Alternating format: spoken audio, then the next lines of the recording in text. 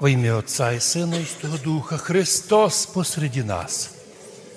У сьогоднішню неділю апостол Павел, посланні Коринфянам, каже нам слова, які мають бути запечатлені завжди у нашому серцю. Братія, ви єсте церков Бога живого, якоже і сам Господь рече: вселюся в них і буду ходити з ними, і буду їм Бог, а ті будуть мені мої люди. І так ми єсме церков Бога живого.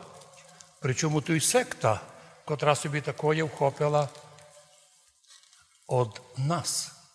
Наша церква євангельська, наша церква Бога живого, наша церква благодатна, канонічна, православна, восточна. Но Бог дарує нам у нинішній день увидіти, що Господь не просто радує нас, що ми не просто общество віруючих, яке реєструє і держава. Таких псевдоцерквей може держава нареєструвати повно. Церков – організм, боголюдський організм, а ми – кліточки на живому організмі. І тому Господь каже: я ізбрав вас від цього міра, не прикасайтеся, вийдіть із середи. Подобно тому, як Мойсей вивів народ Божий із рабства єгипетського, так Господь Ісус Христос виводить нас із рабства гріху. Вийдіть із середи грішників, не прикасайтеся. Хоча так часто грішник, котрий розкаявся, деколи банує за тим, що розкаявся, а ще й банує за тим, що він там грішив.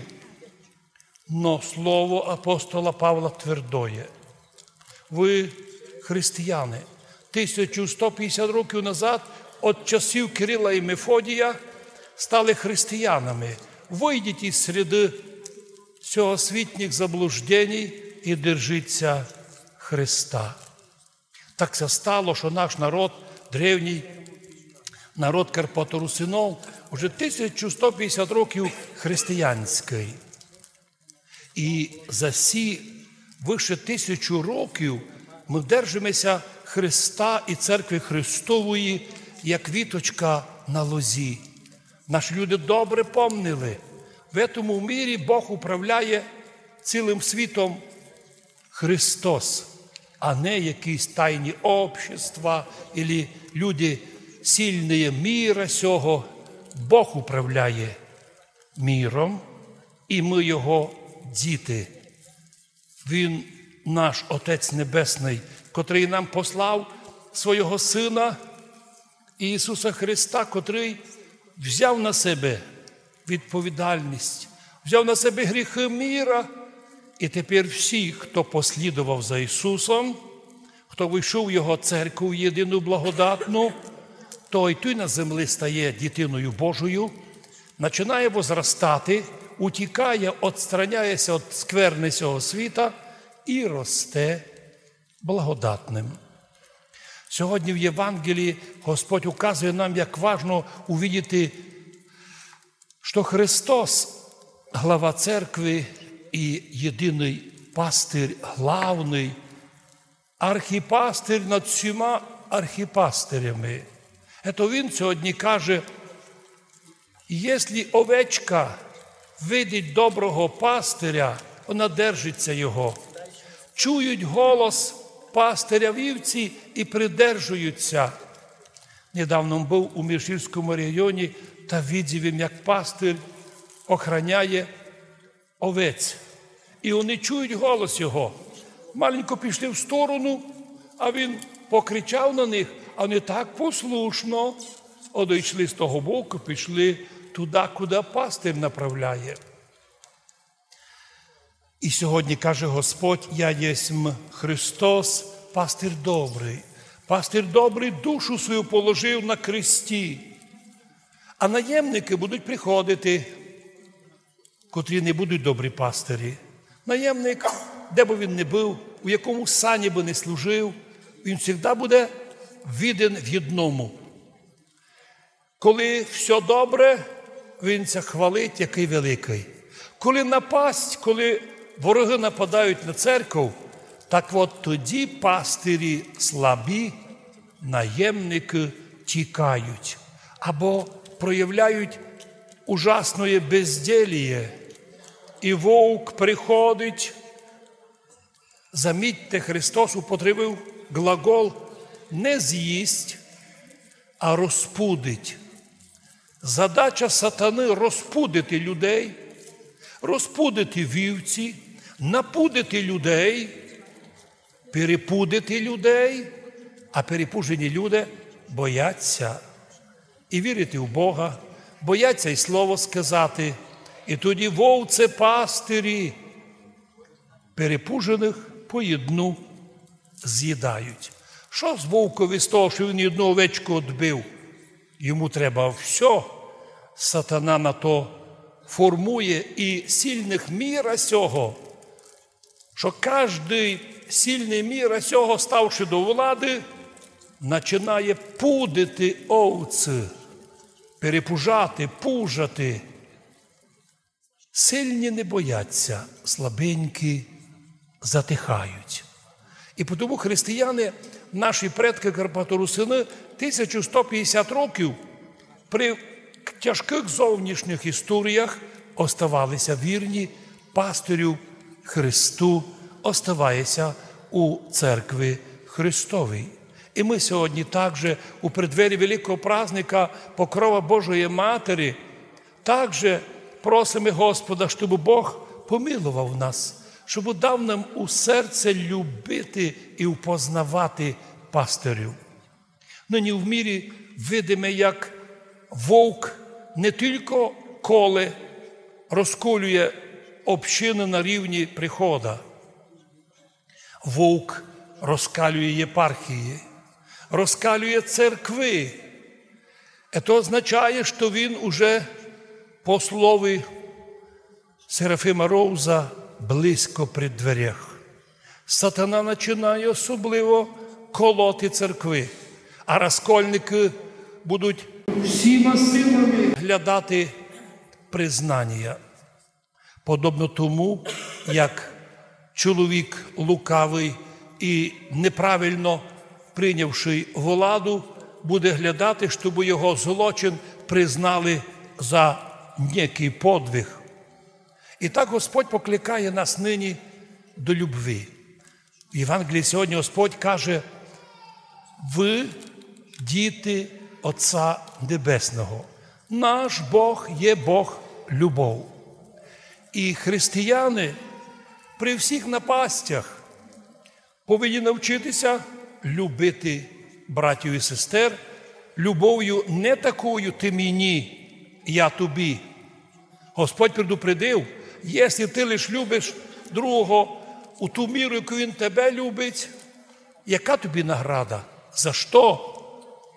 Грішники й грішників так люблять, злодії злодіїв так чистують. Злодії взагалі над національностями сходяться в Європі, і різних національностей такі друзі цим бори. Ну, а вони злодії. І различні люди, куди вдають узайми і чекають равної. Якщо ви так робите, яка вам награда? Но каже Господь: попитайтеся зробити слідуючий крок. Полюбіть ворогів ваших. Давайте взайми, який видите, чоловік не способний вернути. Не добивайтеся, не тягніть його в суд. Бог вам то верне другим путем. Це провірено тисячократними доказами. Друге діло, якщо ти в світі починаєш бути переслідуваний, не думай, що то случайно. Переслідувачі – це люди, які втратили любов божественну. То ті люди, котрі захвачують православні храми і ночі, і днем приходять у масках, це люди, котрі втратили не тільки божественну любов, втратили повністю релігійність. Вони можуть приходити з рішеннями влади, що їх церков, чорні нині реєстратори ходять, реєструють, що хочете. Ваша хижа, а реєстратор зареєстрував, вже не ваша. І не доказує тепер у суді. Світ у блуді. Світ во злі, каже Євангеліє, но Господь навчає своїх. Ви єсте церков Бога живого. Этот світ не зможе вас зламати, якщо ви не поддатеся йому. Поэтому наглухо і навсігда тот канал телевізора, котрий тебе раз обманув, більшого ніколи не включай. А якщо виясниться, що всі канали брехливі, вистав телевізор вон із хижі. Поцікався новинами другим путем. Вибери собі, подивись, що тобі інтересує. Но щоб ти в цьому мірі був, як жива кліточка, церков Бога живого, а ти носитель любві божественної. Да, нам будуть казати, що християни якісь нерозумні люди, навіть ворога люблять, та ворога треба бити, а християни кажуть, ні, ворог – це часто заблудший наш брат. А враховуючи, що наші предки Карпато-Русини в Європі часто оказувалися в різних державах, щось ми замітили. Християни завжди законопослушні. Наші люди-християни завжди, у якій би державі не жили, вони завжди удобні, добрі і для тої держави. Наші люди живуть, русини живуть і в Польщі, Лемки, і в Словакії, і в Чехії, і в Румунії, і в Мадярщині.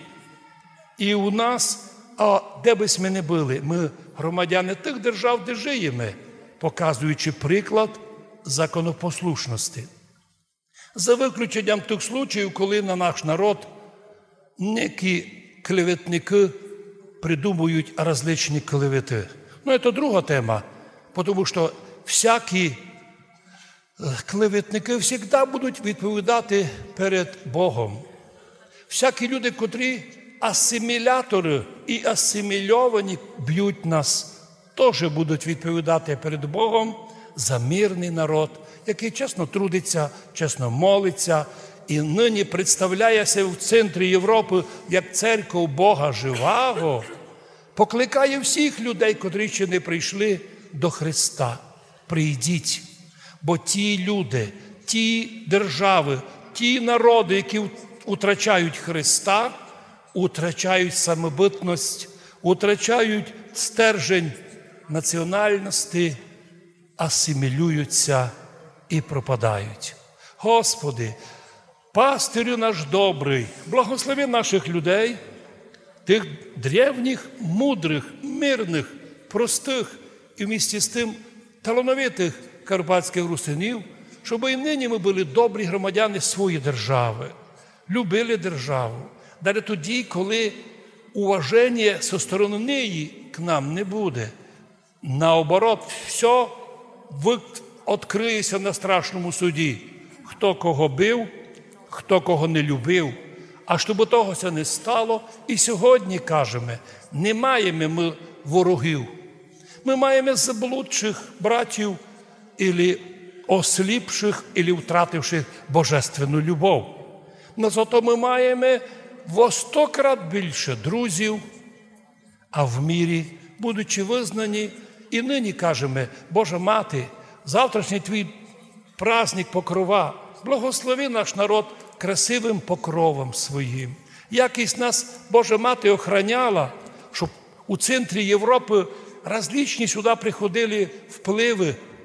Ведь тут міг бути различний строй і различні народи, а люди оказалися на своєму місці своїм язиком, культурою, національністю і релігією. Віримо, що якщо будемо держатися церкви православної, Христової, канонічної, і тут на землі ми діти Божі, діти в центрі Європи, а в вічності разом з святими зможемо наслідувати ото такое благодатное, вожделенное для нашого народу Царство Небесное, Царство Божие, Царство любящих. Амінь.